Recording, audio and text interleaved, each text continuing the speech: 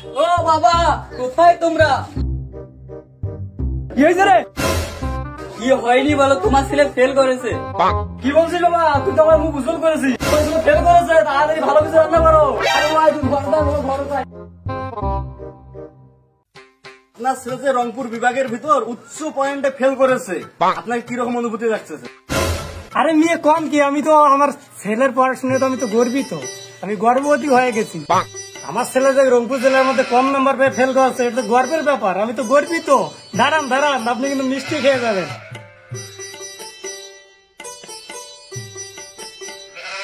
বাবা আসো তুমি, এই দেখো পাতিল ভরা মিষ্টি আছে।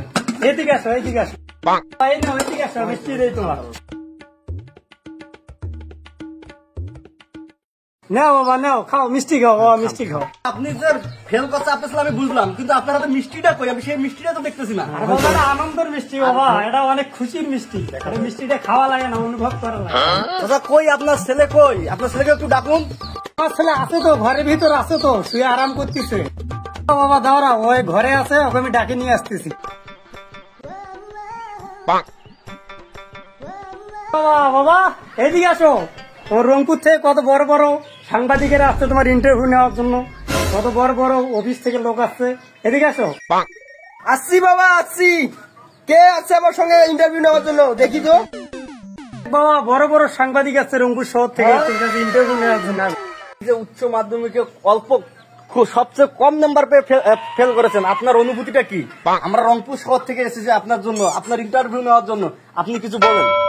আমি যে রংপুর শহরের মধ্যে সব থেকে কম নাম্বার পেয়ে উচ্চ মাধ্যমিকে ফেল করেছি, এটা তো আমার খুবই গর্বের বিষয়।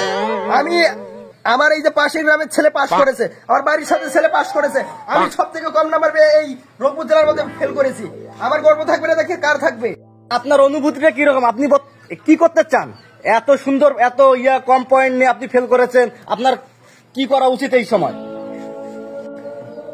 আমার উচ্চ মূর্খতায় মূর্খ করতে চাই এবং আমার দেশ যাতে আরো মূর্খতার দিকে এগিয়ে যায় সেদিকে আমি খেয়াল রাখতে চাই। তোমার মতো ছেলে থাকা মানে এই বিষয়ে একটা অনেক, এই রংপুর শহরে বিশাল একটা ব্যাপার। আমার জন্য দেখে অন্য অন্য ছেলেরাও যেন ফেল করার চাহিদা জায়গায়, এইটা হচ্ছে আমার বিনীত অনুরোধ। আর তোমাকে দেখে যেন আমাদের রংপুর বিষয়ে তুমি গর্ব, আর তোমাকে দেখে আমরা নিজেই গর্ববতী হয়ে গেলাম। আপনি যে ফেল করলেন এর রহস্যটা কি? 24 ঘন্টার মধ্যে 20 ঘন্টা হাগা খানা খাওয়া, মানে মোবাইল টিপে সবকিছু একদম করিনি। 2-3 ঘন্টা আমি যা সময় আছে ঘুমাই।